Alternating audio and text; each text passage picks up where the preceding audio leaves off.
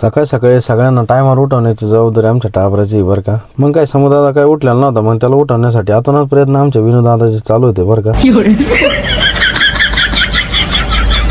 मग काय बरेच दिवस गॅप पडल्यानंतर तुमच्या भावानं परत यूट्यूब व्हिडिओसाठी तयारी केली होती बरं का.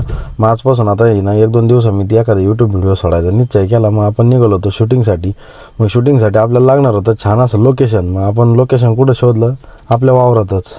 मग काय तुम्हाला तर माहिती शूटिंगसाठी काय कमी यंत्रणा लागत नाही. मग माईक स्टँड गिम्बल वगैरे सगळी यंत्रणा मी बॅगेतून बाहेर काढली.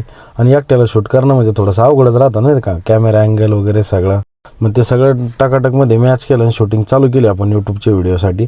तर यूट्यूबला जे मला सबस्क्राईब नसेल त्यांनी आज सबस्क्राईब करून घ्या.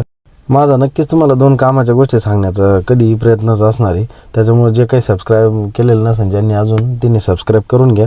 आवडल्यास नक्की लाईक आणि कमेंट आणि शेअर नक्की करा. मग काय व्हिडिओ बनवून आपण आलो होतो घरी आल्याला पाहिलं तर विनोदादांना शर्ट घातला होता. म्हणे मला डॉक्टरच व्हायचं म्हणे नाही का. मग काय घरून निघायचं टायमाला विनोदादांना बाय केल्याशिवाय निघावंच वाटत नाही बरं का. मग काय कुरड्याचं सीजन चालू झालं आज मला कळलं होतं बरं का, कारण आईनं घेतले होते टिपीमध्ये गहू चुरायला गावात. मग काय टीप काढून ठेवली आणि आईला सोडलं तिथं गहू चुरून आई घेऊन येणार होती. मग त्याच्यानंतर आलो होतं प्लांट. मग प्लांटवर आल्यावर काय आल्याच्या माणसाचं दर्शन झाले नाही का. 1.5 GB डाटा घरी गेल्यावर संपू नये म्हणून निदाच वायफायवरती रोज अर्धा तास बसणारे आमचे नित्यनियमाचे कस्टमर म्हणजे खरडे भाऊ.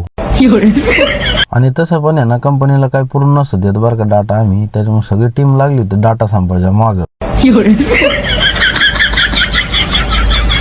त्याच्यानंतर मग काय राहुल बोर्ड घेऊन येलो होते. मग ते बोर्ड बनवून आपण आहे ना भरून दिला होता. त्याच्यात या चिवताईचे कष्ट रोज केलेले वाया जात होते बरं का. ती रोज कुठून ना गवत काडे आणायची आणि ते खोप्यासाठी ठेवायची. पण मग काय व्हायचं, शटर खाली गेलं का ते रोज काड्या ना खाली पडायचं. मग आता त्याच्यासाठी काहीतरी योग्य मार्ग काढणं कामच होतं आपलं नाही का. मग कुठंतरी माणुसकी जागी झाली. मग त्यासाठी प्लॅन चालू झाला. मग काय बऱ्याच दिवसानंतर थोडासा निवांत वेळ होता नाही का. मग यूट्यूबवर गाणे चालू केले ते आपण कम्प्युटरवरती. मग आपल्याला आवरायचं होतं काय आपला होता स्वच्छतेचा दिवस नाही का. मग आपल्याला प्लांट करायचा होता चकाचक. मग ओंकार भाऊने टाकी बिकी धुवून काढली, ती कॅनी बिनी धुवून काढले ते. मग काय आपल्याला धुवायचा तो होस पाईप. मग काय गरम पाणी निरम्याचं पाणी मोकार करून टाकलं होतं आम्ही ड्रम टँक मध्ये.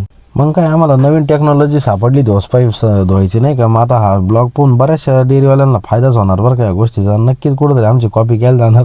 काय हरकत नाही चांगल्या गोष्टी कॉपी करायला माणसाची. मग काय पाईपात घातली घासणी आम्ही केली मोटर स्टार्ट. मग नाही का पाईपातून घासणी फिरून आली गबळच घेऊन आली नाही का चकाचक मध्ये पाईप. मग काय जरा जास्तच काम झालं तर मग लस्सी ऑर्डर केली होती आम्ही. मग लस्सी आणली भाईयांना गावातून.